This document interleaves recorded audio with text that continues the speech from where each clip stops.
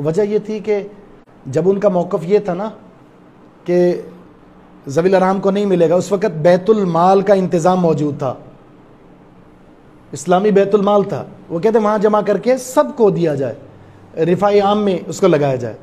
और जब तीसरी सदी में जाकर बैतुल माल का निज़ाम बिल्कुल ख़त्म हो गया, तो अब दोबारा उनका मौक़िफ़ ये बन गया कि अब ज़वील अरहम ही इसके हक़दार हैं। आज इंशाअल्लाह कोशिश करेंगे ये 4 मबाहिस को कवर कर लें, और तकरीबन ये 4 ही हैं।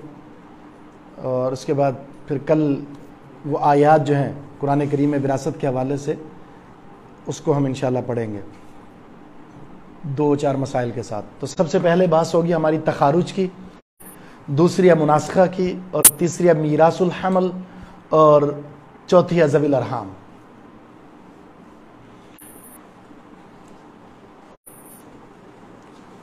जो सबसे पहला मसला है तखारुज। तखारुज का माना होता है निकलना।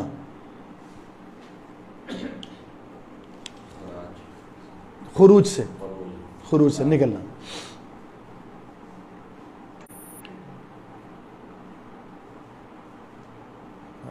इस्तिलाही माना होगा किसी वारिस का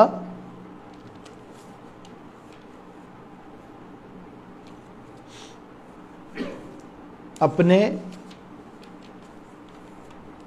वरसा के साथ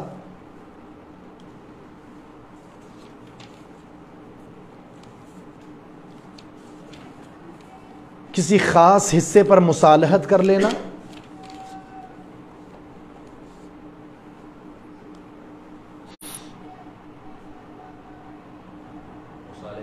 जी, हिस्से पर मुसालहत कर लेना, जी, और अपनी जायदाद से अलहदा हो जाना, अपनी जायदाद से, विरासत में से अलग हो जाना।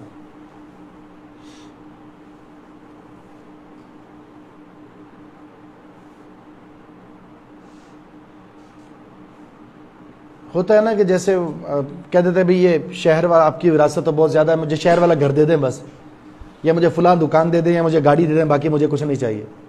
लेकिन इसमें वरसा और ये मिलकर जितने वरसा रज़ामंदी के साथ जिस पर भी तय कर लें, वो हिस्सा कम बन रहा है या ज़्यादा बन रहा है। अगर सारे राज़ी हैं, ठीक है, हमारा भाई है, दे देते हैं। और अगर ये कह रहा है कि मुझे ज़रूरत नहीं है विरासत की, मेरे पास बहुत ज़्यादा है, उससे मुझे छोटी सी चीज़ दे दो, ठीक है, ये जायज़ है, इसमें कोई हर्ज नहीं है। मसला फिर आएगा जब हम मसला हल करेंगे ना, उस मसले के हल के वक्त इसको मसले में जिक्र करेंगे, इस वारिस को मसला तो हल करते हुए जिक्र करेंगे, लेकिन मसले में देंगे कुछ नहीं। फिर इसको मैं हल करके आपको बताता हूँ। एक मिनट ज़रा। अस्सलाम वालेकुम। जी शेख साहब।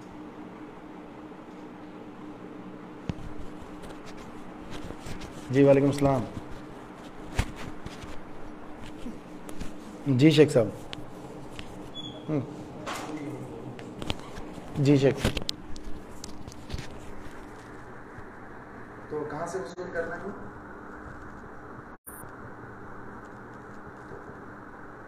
ठीक है, बस फिर मैं इधर सब को कह देता हूँ। ठीक है, ठीक है, ठीक है, ठीक है, ठीक है, ठीक है।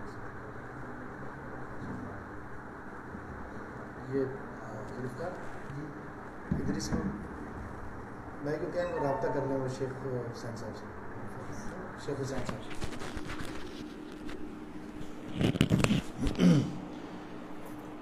अच्छा, उसको शामिल करना इसलिए ज़रूरी है कि अगर शामिल नहीं करेंगे तो फिर जो दीगर वरसा है उनका हिस्सा जो मुतासिर होगा, किसी को कम मिलेगा, किसी को ज़्यादा मिल जाएगा। अब मैं एक सवाल देता हूँ आपको, सवाल लिखें मेरा। ज़ौज, दो अखियाफी भाई, एक सगा भाई।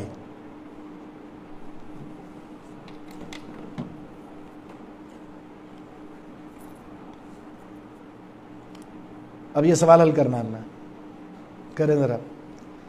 ज़ौज को क्या मिलेगा? शोहर को हाफ, क्योंकि औलाद नहीं है। अखियाफी अगर एक हो तो कितना देते हैं? 1/6, और एक से जायद हो तो नहीं, 1/3 देंगे, 1/3 हिस्सा देंगे, सुलुस 1/3। और शकी को क्या मिलेगा? सगा भाई। क्यों क्यों? आसबा है, उसको आसबा लिखेंगे। अब आपका मखरज क्या होगा? 6 मखरज होगा। 6 में से शोहर को दे दिया आपने 3, और 2 दे दिया खियाफी को, और 1 मिल गया आसबा को। ठीक है, ये। अब इसमें आप मुसाले की है, अखवान 2 भाइयों ने, मुसालेह 2 भाई है, तो आप जहां 2 अखियाफी लिखा है उसके शुरू में लिख दें मुसालेह, मुसालत करने वाला ही है। अब ये जो 2 हिस्से आपने इनके निकाले हैं ना, 2 हिस्से माइनस हो जाएंगे यहां से। कुल जायदाद के हिस्से कितने कर देंगे हम? 4, और 4 हिस्सों में से 1 मिलेगा शकीक को और 3 मिल गए शोहर को। अब ये पूरी पूरी विरासत तकसीम हो गई है। हमने टोटल 6 करने के बाद पहले देखा किसका क्या बन रहा है। शकीक का 1 बन रहा था और शोहर के बन रहे थे 3। ठीक, फिर हम मुसाले को देंगे नहीं, सिर्फ सवाल बनाने के लिए हल करेंगे। उसके बाद फिर हम जायदाद के टोटल 4 हिस्से करेंगे, 1 शकीक को मिल गया और 3 शोहर को मिल गया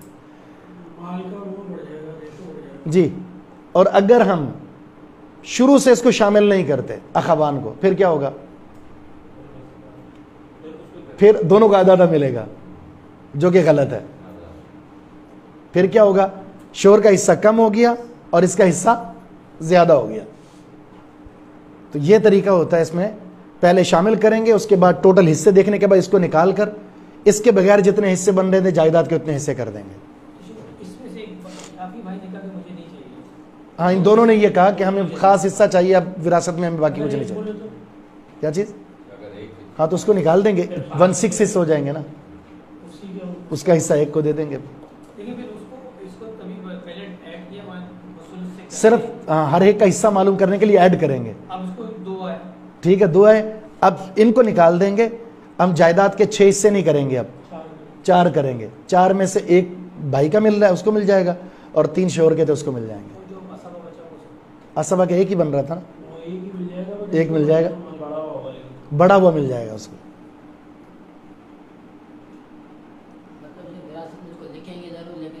निशा नहीं देंगे, बस ये था तखारुज।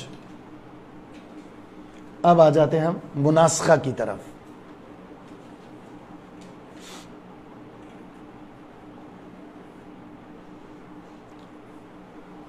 मुनासखा का लुग़वी माना है तब्दील करना, मुंतकिल करना।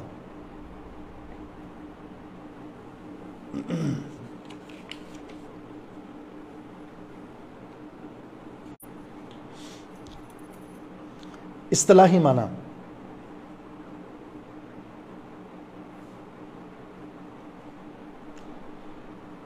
मय्यत अव्वल के 1 या 1 से जायद मय्यत अव्वल के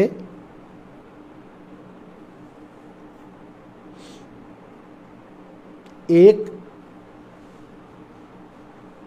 या 1 से जायद वुरसा का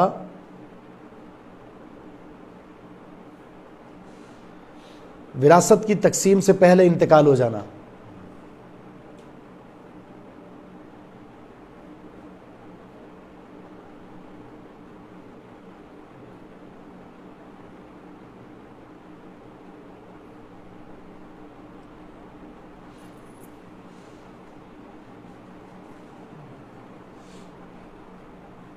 इस मसले को मुनासखा इसलिए कहते हैं कि इसमें दीगर मय्यतों की वजह से विरासत की तकसीम बदल जाती है। इसे मुनासखा इसलिए कहते हैं, दीगर मय्यतों की वजह से तकसीम मिरास यानी विरासत की तकसीम तब्दील हो जाती है।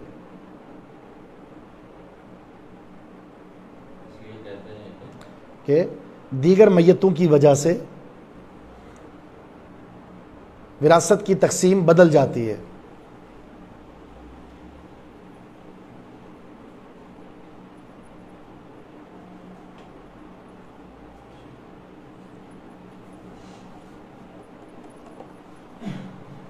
अच्छा, इल्म मिरास में सबसे मुश्किल तरीन मसला ये है, जैसे आज के दौर में होता कि आज के दौर में ये होता है, ना परदादा की तकसीम हुई, ना दादा की तकसीम हुई, ना बाप की तकसीम हुई, वो रिश्ता मर गया, उसकी विरासत उसके बाद जानी थी, वो मर गया, पूरा ख़ानदान का कायदे आज़म से जो है ना अभी तक वो लाकर पेश कर रहे होते हैं, फिर मसला होता है, उलझन होती है, इसमें मसाइल खड़े होते हैं तकसीम के हवाले से।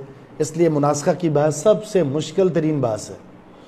तो हम मुश्किल तरीन पार्ट नहीं पढ़ाएंगे, इसमें सिर्फ बुनियादी तौर पर जो कुलिया है ना वो समझाने की कोशिश करेंगे। अब लिखे, मुनासखा के 3 हालात हैं, 3 अहवाल हैं। मुनासखा के 3 अहवाल हैं।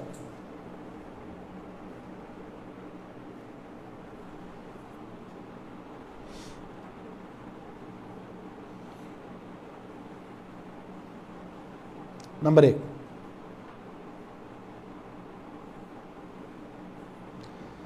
मैयत सानी के वरासा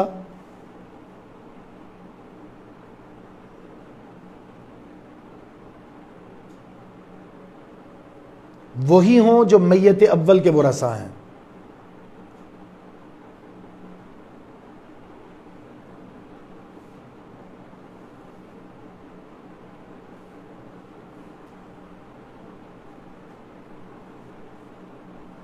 और हिस्से भी सेम हो, एक जैसे हो।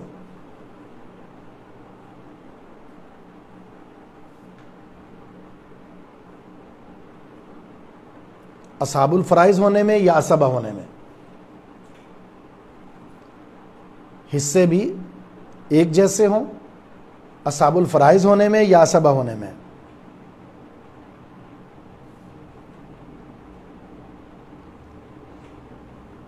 ऐसी सूरत में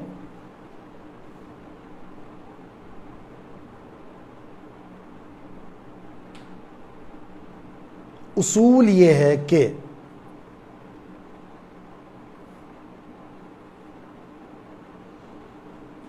पहली मैयत का एतबार किया जाए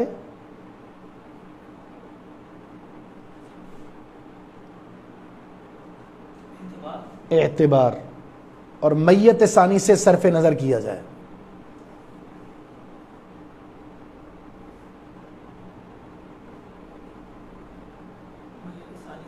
सरफ नजर किया जाए, यानी उसको उसका एतबार नहीं होगा, उसको गिनने की जरूरत नहीं है।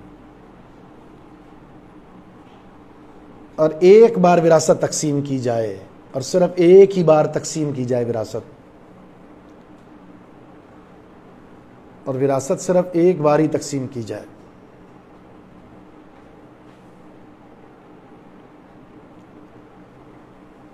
इसे इख्तिसारुल मसाइल कहते हैं, इख्तिसारुल मसाइल।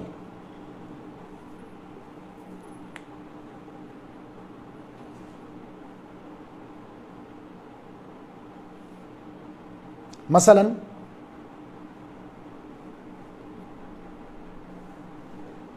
एक शख्स फौत हुआ,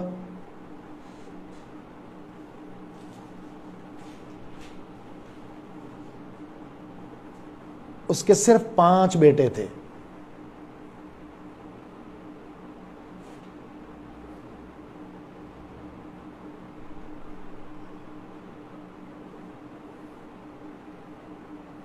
विरासत की तकसीम से पहले एक और बेटा फौत हो गया।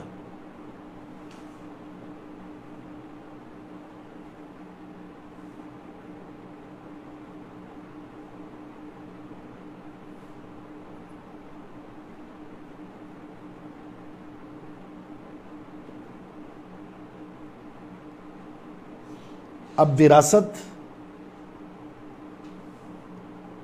इन 4 बेटों में तकसीम की जाएगी, बराबर बराबर। खत्म हो गया मामला, खत्म।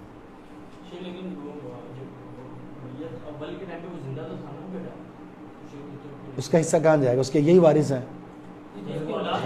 हाँ, तो है नहीं ना कोई वारिस ऐसी सूरत में ना। वही बताया ना मैंने, आपने क्या लिखा, मैयत सानी की भी वही वरासा हूं जो मैयत अव्वल के वरासा है, और कोई नहीं है। तो ऐसी सूरत में कितना मखरज क्या बनेगा? 4, एक एक दे देंगे। अब देखें, जो फौत हुआ उसके सिर्फ 4 बेटे हैं, 5 बेटे हैं।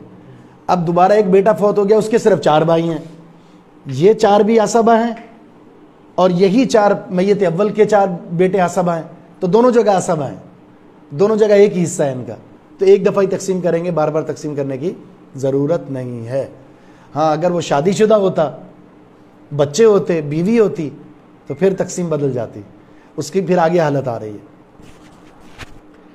इसकी एक और सूरत बन सकती है, मैं वो आपको बोर्ड पे लिख के समझाता हूँ। अब 4 बेटों में तकसीम की जाएगी। बस बराबर बराबर। सर, ये जो एक बाप का इंतकाल होता है, उसके 3 बेटे और बेटों में से एक फौत हो गया, और उसके जो मतलब बीवी और बच्चे, तो बाप के इस बेटे का हिस्सा गया ख़त्म। और जो बेटा मरा उसका जो है ना वो आगे चलेगा। हाँ, उसकी जो बेटा फौत हुआ है उसकी जो जायदाद अगर हुई है ना, तो फिर उसकी बीवी बच्चों में जाएगी, लेकिन उसके बाप से इसके ज़िंदगी में फौत होने वाले बेटे की विरासत नहीं होगी, क्योंकि आपने शर्त में पढ़ा था जो वारिस जिंदा होगा उसको विरासत मिलेगी। मूरस के पोते को नहीं मिलता, बेटे की मौजूदगी में पोते को नहीं मिलता। अगर वो नहीं है, हाँ, अगर कोई बेटा नहीं है मैयत का, नहीं वो बेटा उसका जो बेटा मर गया बाप की विरासत में से उसका तो हिस्सा ख़त्म। लेकिन उसका बेटा है तो पोता वो तो अपने बाप की विरासत लेगा ना, अच्छा, बाप से लेगा, दादा से नहीं लेगा। बाप के बाद जो कुछ होगा वो तो उसकी बीवी में भी जाएगा, वो उसके वालिदैन को पास भी जाएगा, वो उसके वालिदैन के पास भी जाएगा। दादा की वजह था वो पोते को नहीं मिलेगा, बाप का इंतकाल हो गया, विरासत तकसीम नहीं हुई, बाप का इंतकाल हो गया तो पोते को नहीं मिलेगा। क्यों? लेकिन शर्त है कि दीगर बेटे मौजूद हों। तो अगर बेटा एक था, फौत हो गया, तो फिर उसकी जायदाद तो फिर नहीं मिलेगा, पोते हैं, पोतियां हैं, बीवी है, पोता पोतियों को कुछ नहीं मिलेगा। उसके लिए शरीयत ने क्या हाल दिया है? विरासत, वसीयत। तो जब दादे को ये पता है कि मेरा एक बेटा फौत हो चुका है और मेरे पोते हैं, यतीम पोते छोटे छोटे, उनके हक में वसीयत कर दे। दादा का इंतकाल हो चुका, तकसीम नहीं हुई, फिर एक बेटे का हो गया, तो फिर तो हिस्सा मिलेगा ना, फिर तो, क्योंकि आप जो कायदा पढ़ चुके हैं कि वो मैयत के इंतकाल के, जो मैयत है मूरस है, उसके इंतकाल के बाद जो जिंदा है उसको विरासत मिलेगी, चाहे वो थोड़े तकसीम हो या ना हो। हाँ, शेख, अगर दादा ने वसीयत नहीं की थी, तो क्या वो वसीयत को सही करने वाला जो पहलू है उसके मुताबिक जो नहीं। वसीयत नहीं, वसीयत करके जाए तो सेट हो सकती है, की नहीं तो अपनी तरफ से नहीं करेंगे। अच्छा, सब लोग मिलके पूरे हाँ, वो ठीक है, रजामंदी के साथ दे दें तो अच्छी बात है। अब देखें बेन, अच्छा, जो आप अभी कर, दादा का इंतकाल हो गया था, दादा तकसीम नहीं, फिर बीवी उनका हो गया, एक बेटे का हो गया, बेटे हैं, 3 बेटे हैं और बेटियां हैं और पोते हैं, अच्छा, दादा और वहाँ से नीचे तक वो तकसीम हुई, तकसीम हुई। दादा हाँ? है, दो तीन बीवी को क्या सब करते हैं? वो तो एक ही डिवाइड होगा उनमें। अच्छा, अब आ जाए इधर देखें, हाफ निकले 2 बीवियों को, हाफ निकाल के 2 आधा दे दी। आधा आधा देंगे। बीवियां अगर 4 भी है ना तो 1/8 मिलेगा तो डिवाइड हो जाएगा उनमें, ठीक है। अगर 1/4 मिला तो वो भी इनमें डिवाइड, हिस्सा एक है, तकसीम होगा उनमें, अच्छा, उन चारों में क्या मिलेगा। अच्छा, हुआ ये था, शोहर फौत हुआ, इसके यही वरासा थे, ठीक। उसके बाद क्या हुआ, ये भी फौत हो गई, इसके वरासा कौन है? शौहर की मौजूदगी में होती है। हाँ, मतलब ये फौत हुआ, ये वरासा थे, अभी विरासत तकसीम नहीं, ये भी फौत हो गई, अब इसके वरासा कौन है? वही है, जो वरासा इसके थे वही इसके हैं। तो अब क्या करेंगे? ऐसा नहीं करेंगे यहां तकसीम करने के बाद फिर इनको देने के बाद फिर यहां से यूं तकसीम करें, नहीं, एक दफा ही होगा और वो ये होगा। बेटी का सिंगल होता है, बेटे का डबल होता है, तो कुल जायदाद के 3 हिस्से हुए, 1 और 3, ठीक है। लेकिन इसमें शर्त वही है कि वरसा दोनों के सेम होने चाहिए। अगर कोई और ऐड हो गया उसमें, या इधर साहिब फर्ज और उधर आसब है, तो फिर अगली हालत की तरफ शिफ्ट हो जाएंगे। शौहर का जैसे बाप आ गया, शौहर हाँ, बाप आ गया या बीवी से तो नहीं बनता उसका, नहीं बनना, तो ऐसी सूरत में या बेटे की शादी होगी, उसकी औलादें हो गई, औलाद हो गई। अब आप लिखें दूसरी हालत,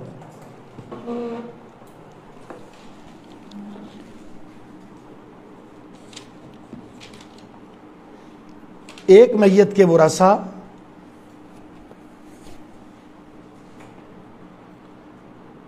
दूसरी मैयत के वरासा से जुदा हों,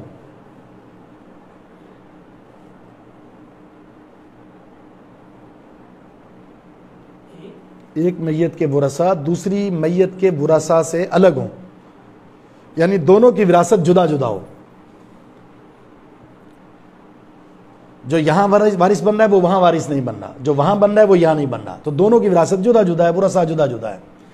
ये दूसरी हालत होगी। तीसरी हालत, इन दोनों का हम एक ही उसूल बयान करेंगे।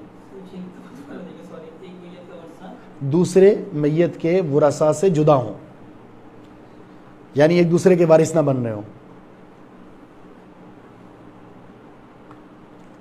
तीसरी हालत, मैयत सानी के वरसा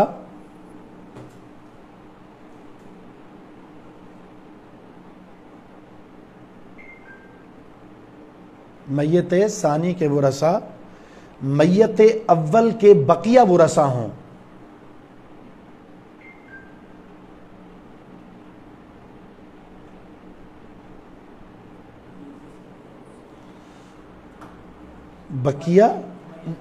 बकिया वरसा हों, लेकिन विरासत जुदा जुदा हो,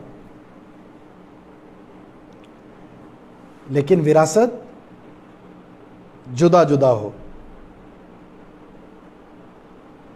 यानी मैयत अव्वल में विरासत और थी, मैयत सानी में विरासत और हो गई, या उनके साथ कोई और वारिस भी शामिल हो जाए, ये भी लिख लें, या उनके साथ कोई और वारिस भी शामिल हो जाए।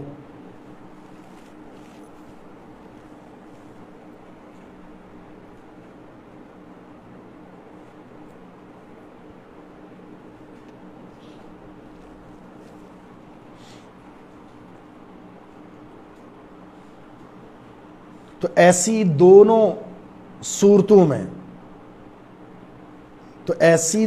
सूरतों में उसूल ये है कि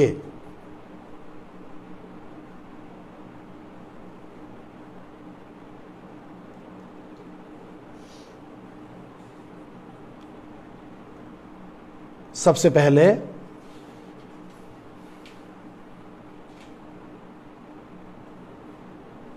मैयत अव्वल के वरसा को हिस्सा दिया जाए,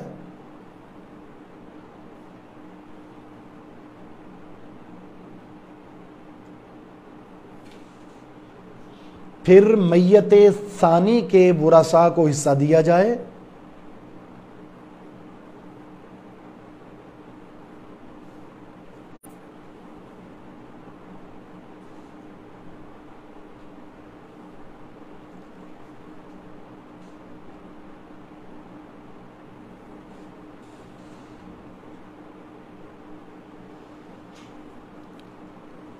उसके बाद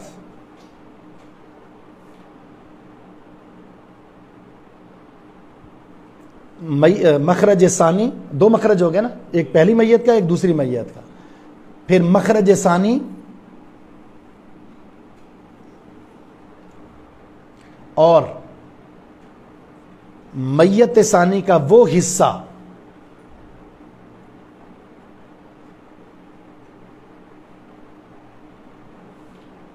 जो उसे पहली मैयत से हासिल हुआ था,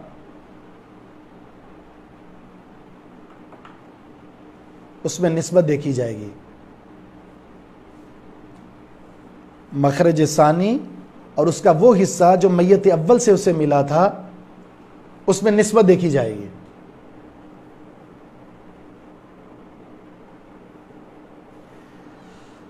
निस्बत या तमासुल होगी या तवाफुक या तबायुन। निस्बत या तमासुल होगी या तवाफुक या तबायुन। नहीं, वो तदाखुल तवाफुक के माना में लेते हैं।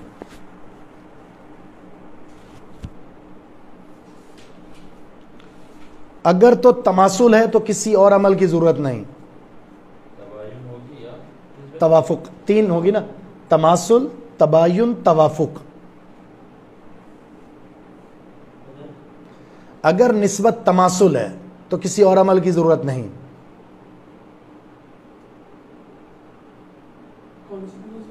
अगर तमासुल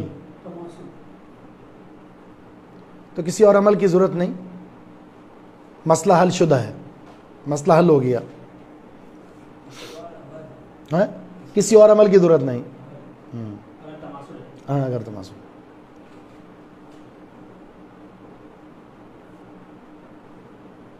अगर निस्बत तबायुन है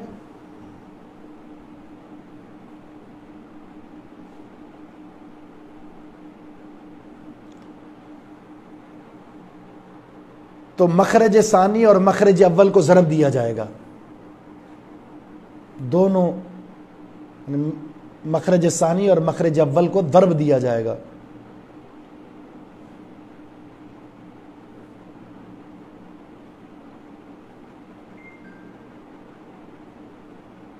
हासिल ज़रब दोनों का मखरज होगा। हासिल ज़रब दोनों का मखरज होगा।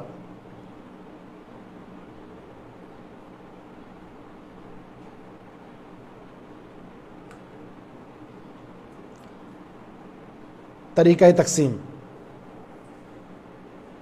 ज़ाहिर है जब मखरज हमारे पास आया, उसको तकसीम कैसे करेंगे? तरीक़ा तकसीम,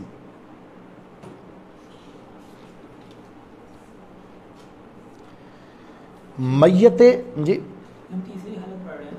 और दूसरी और तीसरी दोनों का एक ही कायदा है। तरीक़ा तकसीम के बाद लिखें, मैयत अव्वल के वरासा को जो हिस्सा मिला था, मैयत अव्वल के वरासा को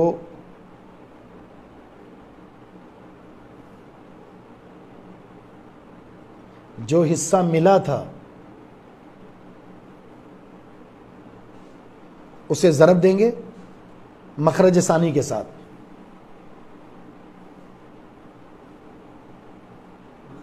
सानी के साथ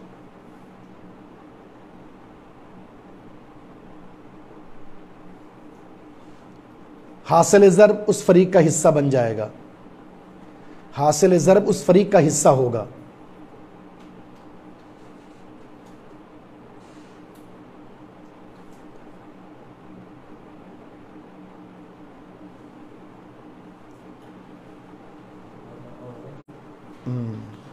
जबकि मैयत सानी के वरासा को जो हिस्सा मिला है, जबकि मैयत सानी के वरासा को जो हिस्सा मिला है उसे ज़रब देंगे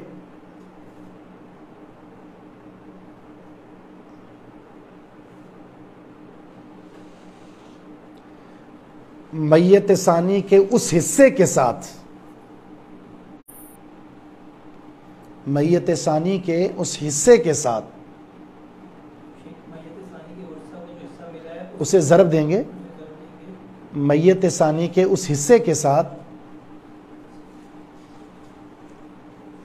जो उसे मैयत अव्वल से मिला है।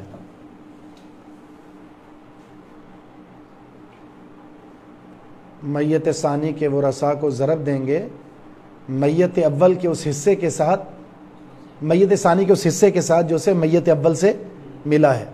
इससे उस फरीक का हिस्सा हासिल हो जाएगा।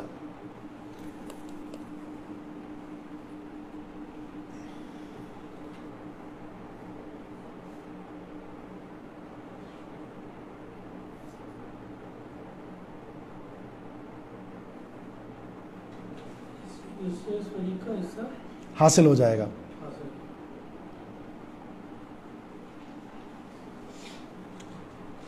निस्बत तवाफुक की सूरत में, ये तो तबायुन था ना, तमासुल और तवाफुक। निस्बत तवाफुक की सूरत में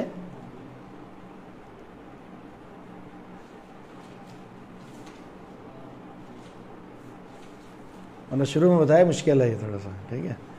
निस्बत तवाफुक की सूरत में मखरज सानी के वफ़्क़ को मैयत मखरज सानी के वफ़्क़ को मैयत सानी के वफ़्क़ को जी वाओ फा काफ वाओ फा काफ वफ़्क़ को मखरज अव्वल के साथ ज़रब देंगे।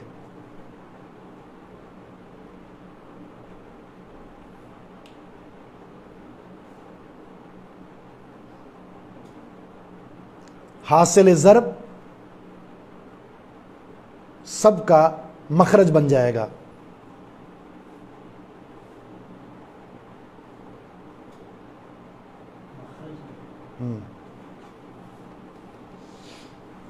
तरीका तकसीम।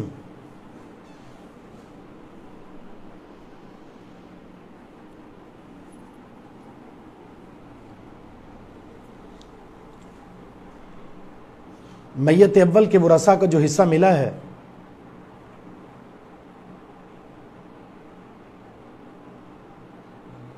मैयत अव्वल के वरासा को जो हिस्सा मिला है, उसे मखरज सानी के साथ वफ़ के साथ, उसे मखरज सानी के वफ़ के साथ, उसे मखरज सानी के वफ़ के साथ ज़रब देते हुए दोबारा हासिल करेंगे।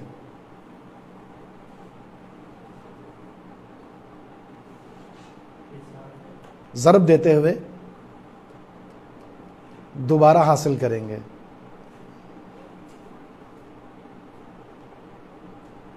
और मैयत सानी के वरसा को जो हिस्सा मिला है,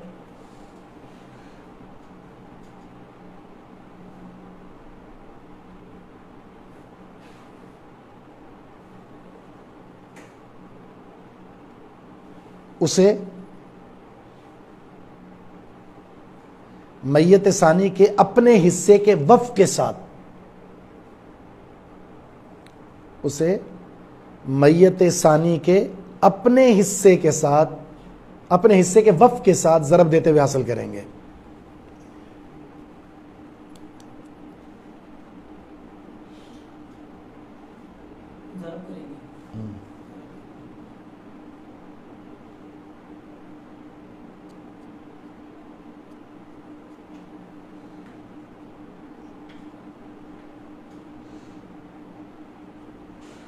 ये अब लिखते हैं इसका, अब समझाता हूं मैं आपको जी। थोड़ा सा मुश्किल है तो उसको समझ रहे हैं आप हैं? हाँ, एक शख्स फौत हो गया जी, उसके हैं 4 बेटे, समझ लें आप। इब्नुन इब्नुन इब्नुन इब्नुन, ठीक। इसका नाम हम रखते हैं अकबर, ठीक है। मैयत सानी है अकबर।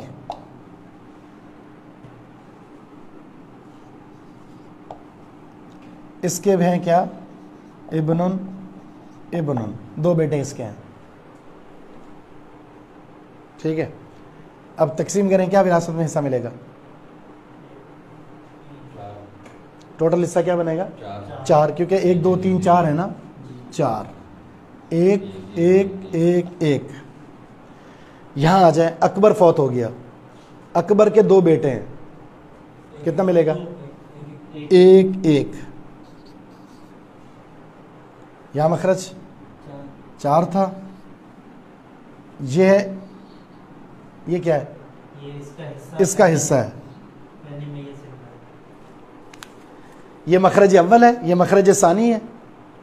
और हमने निस्बत किस में देखनी है? मखरज अव्वल और मखरज सानी में नहीं, हमने निस्बत देखनी है इसमें मैयत सानी का मखरज और मैयत सानी के हिस्से में।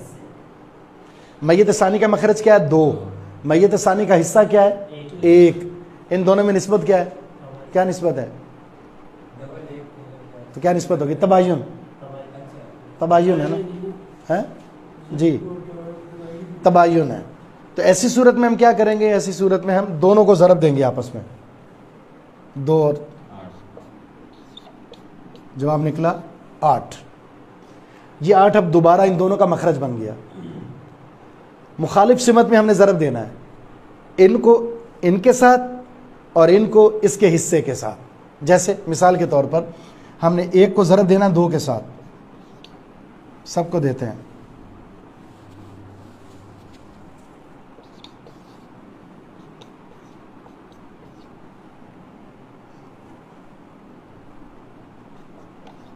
नतीजा क्या निकला? 2 2 2 2। अब सबका हिस्सा जो है ना 2 2 हो गया, 8 पूरे हो गए, हो गया पूरे 8। इसका कितना हिस्सा था? 2। अब कितने हो गए इसके? 2 और 1 1 तकसीम हो गया इस तरह। किसको? दोनों जो मैयत सानी के जो दोनों बेटे थे, उसके उसके पास तो एक आया, वहाँ से आधा लेकिन अभी आगे जाकर बीवी भी शामिल हो जाएगी इसमें एक सवाल के अंदर, तो फिर आधा आधा नहीं दे सकेंगे। इसलिए उसूल ये है, उसूल समझे, मैं दोबारा समझाता हूँ। तो शेख ऐसे नहीं तो जो निकल रहा है उसके बाद वो हिस्सा हो गया, फिर उसको वैसे जो तरीका है हिस्से को वैसे बांट दें, कैसे बांधना है?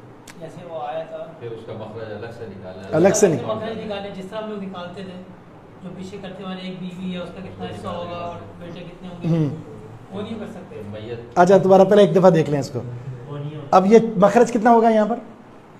चार 4, 1 1 1 1, 4 मखरज है। इनका मखरज क्या होगा? 2। इसको क्या कहेंगे? मय्यत अव्वल। और ये क्या है? मय्यत सानी। इसको क्या कहेंगे? मखरज अव्वल। और ये क्या है? मखरज सानी। वैसे यह एक इस्तिलाह इस्तेमाल होती है माफिल यद। माफिल यद, हाथ में क्या है? इसके हाथ में क्या है? इसके हाथ में मय्यत अव्वल से इसके हाथ में क्या है? यह है माफिल यद, एक है। मखरज सानी 2 है और माफिल यद क्या है? 1। इन दोनों में निस्बत देखेंगे। निस्बत क्या है? तबायुन है। जब दोनों में निस्बत तबायुन हो तो फिर दोनों मखरजों को ज़रब देंगे आपस में, ठीक है। पहले तो आपने क्या किया? दोनों मखरज निकालकर दोनों वरसा को हिस्सा दे दिया। जब दोनों का हिस्सा दे दिया तो मखरज सानी और मय्यत सानी का जो हिस्सा है माफिलियत, इनमें निस्बत देखी आपने, निस्बत थी तबायुन, तो फिर दोनों मखरज को आपने ज़रब दिया तो जवाब आपके सामने आ गया 8। अब ये किसका मखरज है? दोनों का। दोनों में तकसीम का तरीकाकार क्या है? मय्यत अव्वल के जो वरसा को हिस्सा मिला है उसको मखरज सानी से ज़रब देंगे, मुखालिफ से मत में।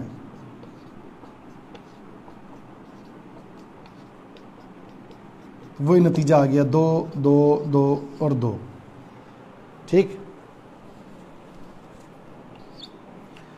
अब हमारे पास मय्यत सानी का मखरज भी 2 था, ऊपर भी हिस्सा भी क्या हो गया? 2। तो वो तकसीम शुदा है पहले से क्या है? तकसीम शुदा। ये 2 हिस्सा इधर आ जाएगा इसका, वैसे रकम के साथ मसला नहीं होगा ना, है रकम में तो मसला नहीं होगा ना, मतलब रक- आराम से रकम तो डिवाइड हो जाता है। अच्छा, उसका एक और आसान तरीका पता क्या है? वो आसान तरीका हम उसको और भी कर सकते हैं, और वो ये है, जैसे यहाँ हमने दे दिया, एक एक देकर फारिग कर दिया। अब इसके पास जो जायदाद आई है, इसके पास जो जायदाद आई है, अब हम क्या करेंगे? इस जायदाद को यहाँ लेकर आए। यहाँ मिसाल के तौर में एक और ऐड कर लेते हैं, वरसा में बीवी इब्नुन इब्नुन। अब क्या होगा जायदाद? 1/8 और आसाबा आसाबा, ठीक है। अब हम आते हैं इधर, मखरज क्या निकलेगा? 8 1 और बाकी कितने बच गए? 7। इन 2 बटों में 3.5 3.5। लेकिन मसला क्या है? इसको अपना हिस्सा क्या मिला है? 1 मिला है। ऊपर क्या मिला हिस्सा? 1। अब ये करेंगे 1 के 8 हिस्से करने, आप 1 के 8 हिस्से करने। 8 हिस्से करने के बाद 1 बीवी को आ गया, 7 इधर आ जाएंगे और 3.5 3.5। ये आसान है। हिस्सा वही आएगा सेम। हाँ सेम। इस पहले तकसीम करनी पड़ेगी इसकी, पहले तकसीम करेंगे, उसके बाद फिर ये हिस्से यहाँ लेकर आप यूं तकसीम कर देंगे, जो तकसीम शुदा है यहाँ पर। हाँ ये अवामी है, ठीक है। लेकिन ये तो आसान था। अब हम आते हैं ज़रा वो तबायुन और तमासुल और तवाफुक की तरफ। एक एक मिसाल छोटी छोटी पढ़ लेते हैं हम। तबायुन की थी।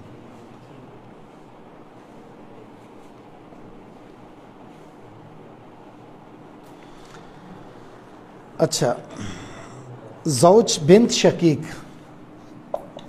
ज़ौज बिन्त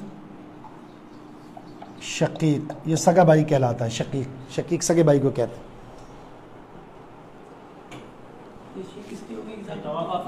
ये तवाफुक की हम पढ़ रहे हैं।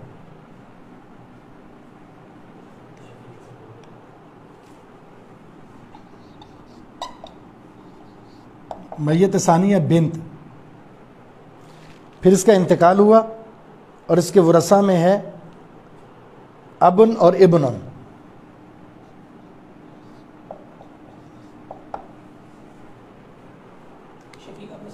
सगा भाई,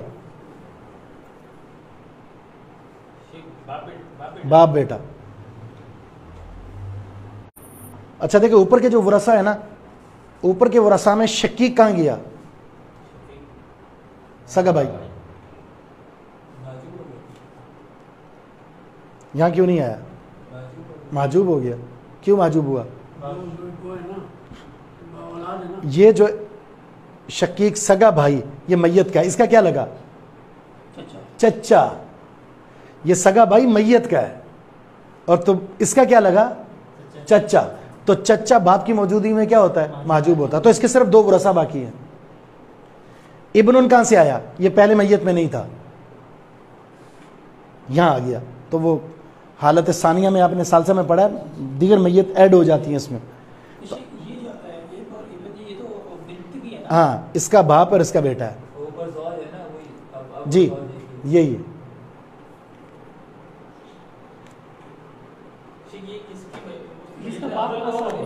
ये आ गया ना। देखिए ये बेटी है इसकी, ये बीवी फौत हुई है, ठीक है।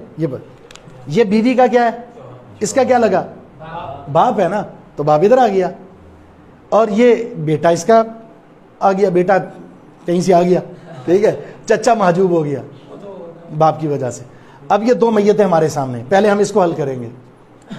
क्या मिलेगा शोहर को? औलाद है 1/4 मामू हुआ ना कुछ हिसाब से चल रहा है। है, मामू हुआ ना कुछ हिसाब से। इसका भाई है ना। मामू हुआ ना कोई। हाँ मामू हो गया, ठीक है, सही है। क्या जाहिर है शादीशुदा है। मामू तो कुछ ज़बील आराम होते हैं। ज़बील आराम में मामू हो गया, ज़बील आराम में से। बिन्त को क्या मिलेगा? निस्फ। और ये आसाबा। मखरज क्या निकलेगा? 4 निकालें, 1 दे दें। और यहाँ कितने आएंगे? निस्फ आ गया 2 और इधर 1, मसला हल हो गया। अब आ जाए इसको, क्या कह रहे? आसाबा 1 बच गया। अब बाप को क्या मिलेगा? औलाद मौजूद है 1/6 और ये आसाबा। मखरज निकला 6, 1 और 5।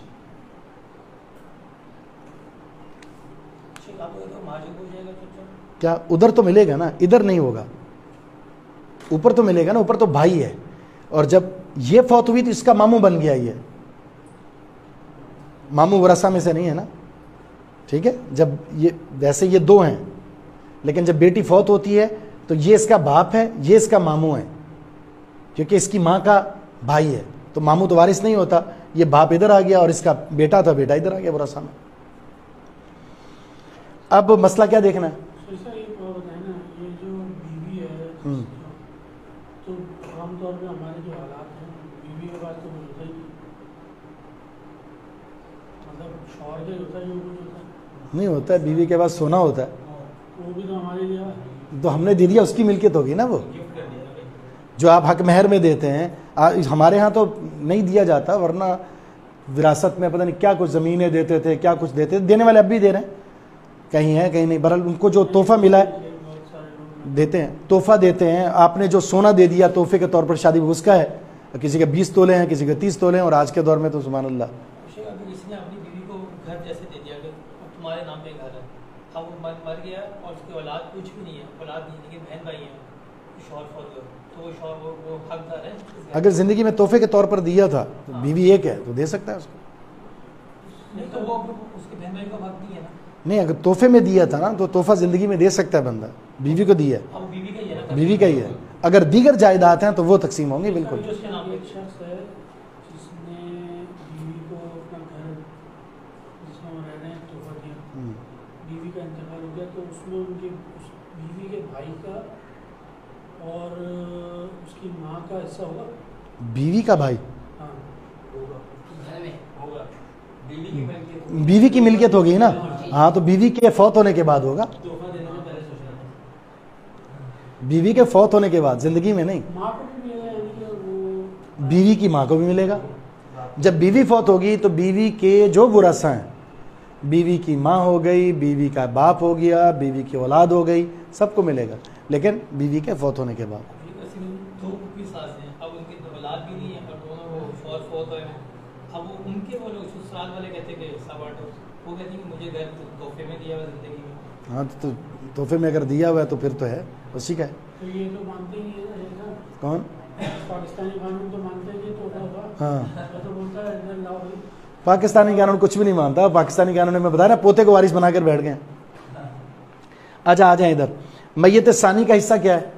मखरज क्या है मैयत सानी का? 6। माफिल यद क्या है?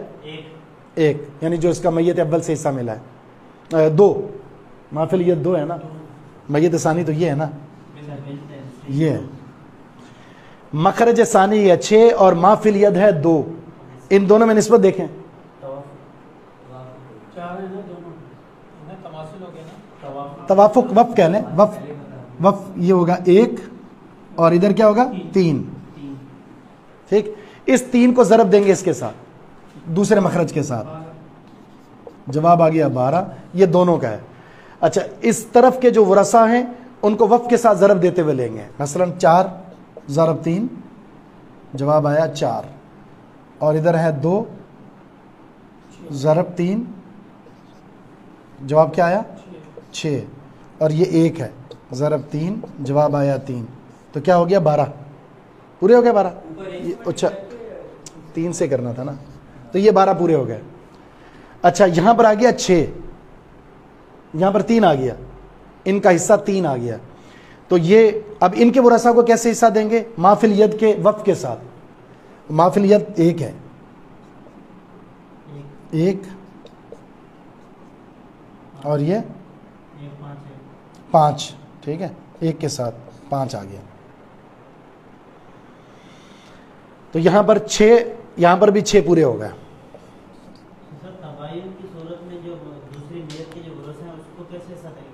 वो माफिलियत के साथ, माफिलियत के कुल के साथ, हाँ कुल के साथ ज़रब देंगे। वफ़ है तो वफ़ के साथ, यहाँ वफ़ के साथ दे रहे हैं, वैसे कुल के साथ देने। ये तो हो गया इल्मी। और सादा क्या है? सादा तरीका ये है, यहाँ कितने दिए थे हमने? 2, मखरज 6 और 1 और 5 था। ये जो 2 हिस्से हैं इनके हम 6 हिस्से करेंगे, 1 और 5 खत्म।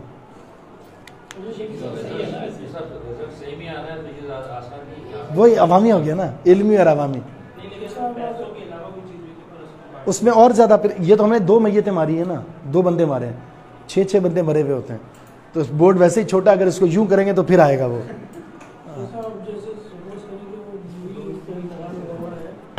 और शौहर ने अपना जगह दिया और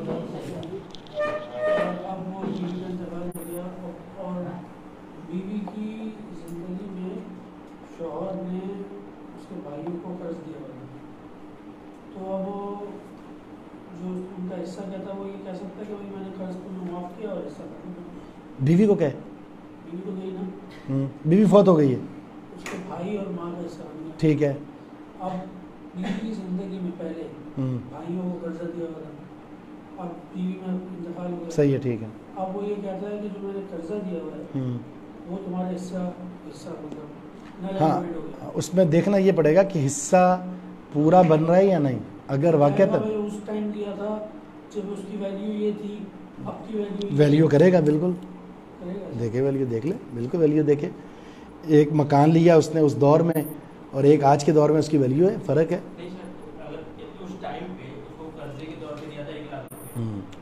कर्ज हसना के तौर पर दिया है और उसमें देखे हाँ वापसी के तौर पर दिया है ना, हाँ तो फिर तो वैल्यू नहीं देखी जाती कर्ज हसना में। जब भी वापस करेगा ना, लाख ही वापस करेगा, जब भी वापस करेगा। कर्ज हसना है, चूँकि कर्ज हसना है ये। कर्ज हसना में अगर आप ये कहेंगे जब मैंने उस वक्त 1 लाख दिया तो आज 10 साल के बाद दे रहे हो तो 1,40,000 रुपये दो, तो ये सूद हो जाएगा। तिजारत में दे दिया आपने, इन्वेस्ट करने के लिए आपने दे दिया और वो खा गया, तो अगर 10 साल के बाद भागा हुआ बंदा आकर पैसे दे रहा है तो उस पर जुर्माना होगा और दीगर जो तिजारत के उसूल है उसके हिसाब से चला जाएगा। तो अगर उसके मुताबिक है तो फिर जाहिर अमीनहा करने के बाद अगर कुछ ज़्यादा पैसे ले ले और कम है तो उसको देने पड़ेंगे।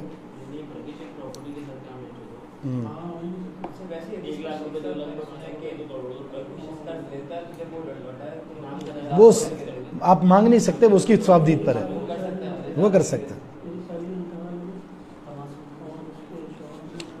तमासुल में हम यही कर सकते हैं, मिसाल के तौर पर यहाँ हिस्से बन रहे थे कितने, 2, ठीक है, और यहाँ इबन कर दें तो वो दोनों हिस्से इधर आ जाएंगे, तमासुल बन जाएंगे। तमासुल में इतना मसला नहीं है।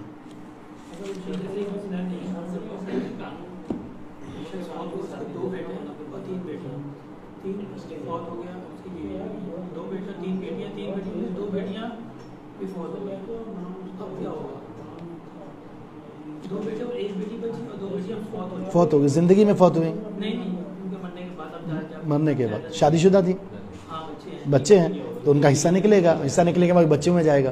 वो इस तरह होगा, वो 2-2 जी जी, हाँ, बेटा और बेटी दोनों है तो 2-2 1-1 करके जो इनका हिस्सा आएगा फिर उनकी औलाद में तकसीम होगा। अच्छा, अब आप आते हैं तीसरी तरफ। तीसरा मसला हमारा है वो है ज़विल अरहाम। मबासु ज़विल अरहाम की तरफ आते हैं। ज़विल अरहाम,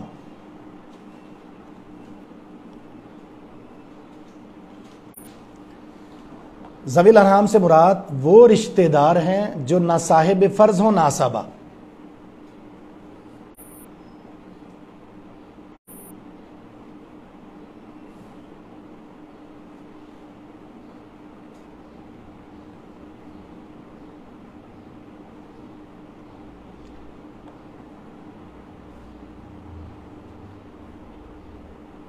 फुक़हा सहाबा और ताबीन में इनकी विरासत के बारे में इख्तलाफ पाया जाता है। फुक़हा सहाबा और ताबीन वगैरह में, फुक़हा सहाबा और ताबीन वगैरह में इनकी विरासत के बारे में इख्तलाफ पाया जाता है।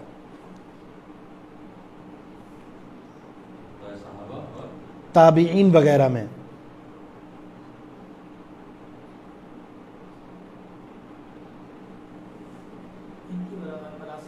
इख्तलाफ पाया जाता है और 2 मशहूर फरीक हैं इस बारे में। 2 मशहूर फरीक हैं। फरीक अव्वल,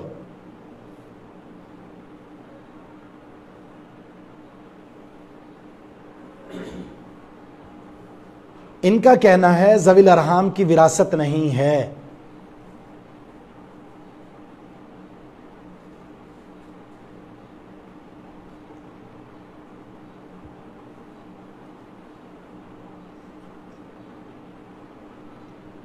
क्योंकि इनकी विरासत पर कोई दलील नहीं है।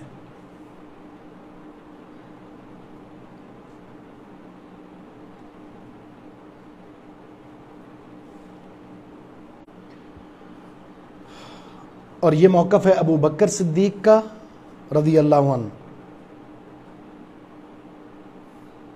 उस्मान रज़ी अल्लाहु अन्हु का, ज़ैद बिन साबित,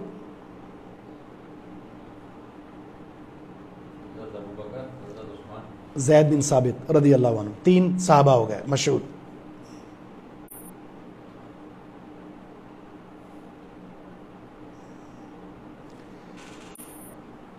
इसी तरह इमाम मालिक, इमाम शाफी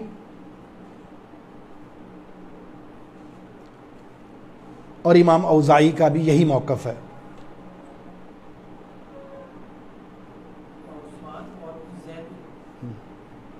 अबू बकर, उस्मान, ज़ैद सहाबा में से, इमाम मालिक, इमाम शाफी और इमाम औज़ाई, इमाम औज़ाई, औ अल हमज़ा वाव ज़ा ऐन हमज़ा ऐन, औज़ाई, ऐसे।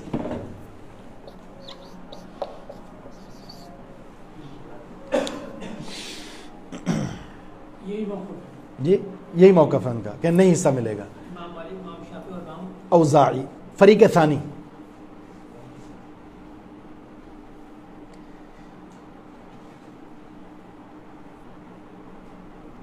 जब असहाबुल फ़राइद और आसाबा ना हो,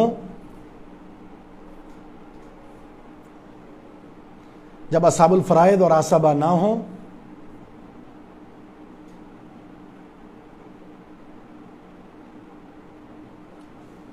तो ज़विल अरहाम विरासत के हकदार बनेंगे।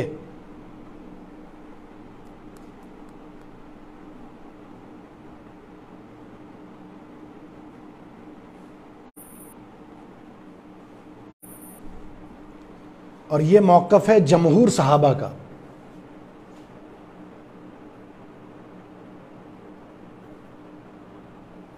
जिनमें उमर, अली, इब्न मसऊद,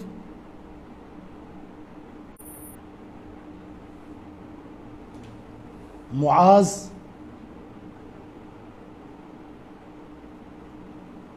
इब्न अब्बास रज़ी अल्लाहु अन्हु,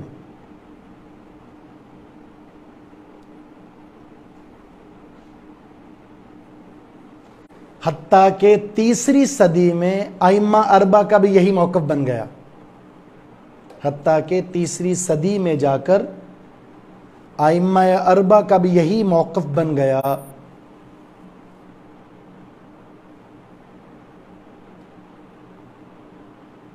चेंज हो गया तो क्या? हाँ, वजह यह थी कि जब उनका मौक़िफ़ ये था ना कि ज़वील अरहम को नहीं मिलेगा, उस वक़्त बैतुल माल का इंतज़ाम मौजूद था, इस्लामी बैतुल माल था। वो कहते वहाँ जमा करके सबको दिया जाए, रिफ़ाई आम में उसको लगाया जाए।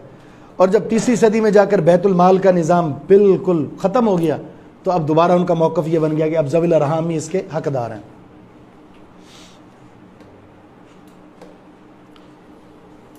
इनके दलाइल जमहूर का मतलब ज़्यादा जी ज़ाहिर है यही मौक़िफ़ ज़्यादा राजे है। हम थोड़ा सा ये पढ़ते हैं, बल्कि एक बात आपको सिर्फ ये थोड़े से दलाइल बयान करते हैं, फिर कल इसको इंशाल्लाह मुकम्मल कर लेंगे और कल हमारी आखिरी क्लास होगी इंशाल्लाह। इनके दलाइल में सबसे पहली दलील कुरान की आयत है,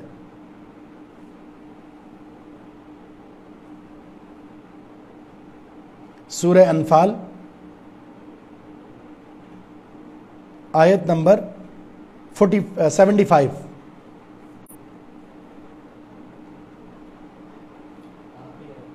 जी उसमें क्या है 75, उसमें क्या है उलुल अरहाम बादुम औला बिबादिन फी किताबिल्लाह, यानी रिश्तेदार आपस में दीगर के मुकाबले में ज़्यादा हकदार हैं।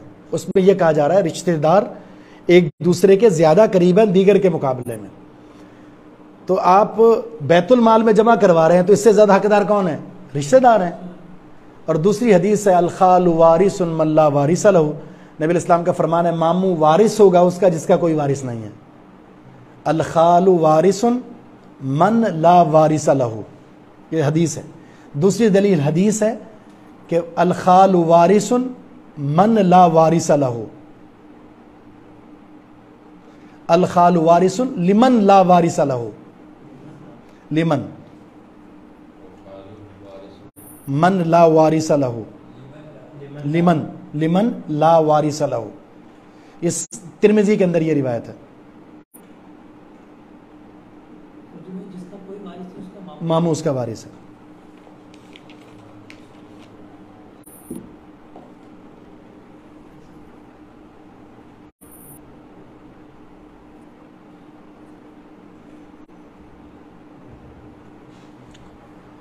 आखिरी एक छोटी सी हेडिंग लिख लें, ज़वील अरहाम की विरासत की शराइत।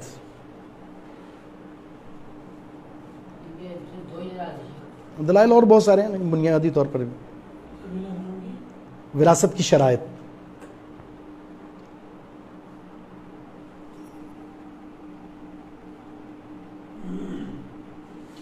नंबर 1 कोई साहिब फ़र्ज ना हो,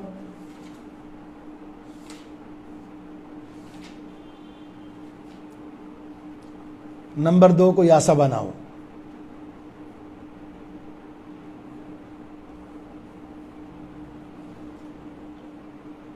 ठीक। अब आगे जाकर फिर हम कल आपको मुकम्मल कर देंगे। इसमें जो कहते हैं ना विरासत होगी, उनमें फिर इख्तिलाफ कैसे होगी। 3 गिरोह फिर उसमें बन गए, एक अहलुर रहीम है, एक अहलुल कराबा, एक अहलुत तंजील है, और ये इख्तिलाफ की बुनियाद पर ये मसला चलता है आगे। तो इंशाल्लाह इसको कल मुकम्मल करेंगे। सुब्हानक अल्लाहुम्मा व बिहम्दिक अशहदु अल्ला इलाहा इल्ला अंता अस्तगफिरुका व अतूबु इलैक।